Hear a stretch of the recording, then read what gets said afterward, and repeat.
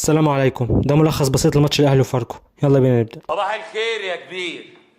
ازيك ياس؟ ازيك يا جابر؟ عامل ايه؟ عامل ايه؟ الحمد لله. وانا شفاف ولا ايدي وسخه ولا ايه؟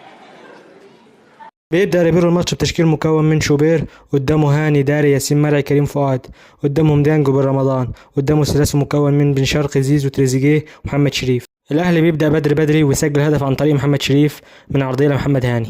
انت بتتكلم جد؟ مات. بعدها مباشره بيسجل الاهلي الهدف الثاني، ايه الطعابه والحلاوه دي اقسم بالله. ولكن بيتلغي ابداع التسلل. ايه القرف ده يا جدعان؟ في ايه؟ هنا كده هنشوف سيناريو الموسم اللي فات بيتكرر تاني. وبعدها برضه بخمس دقايق بيسجل زيزو الهدف الثاني للاهلي، ولكن المره دي مش تسلل.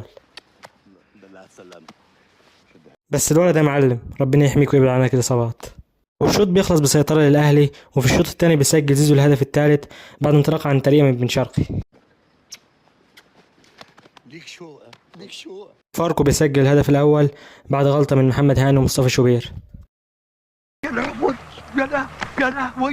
ورادي شار بيسجل الهدف الرابع في الدقيقه 80، وبعد كده محمد هاني بيطرد في الاخر. بس ده الملخص، يا رب الفكره تكون عجبتكم.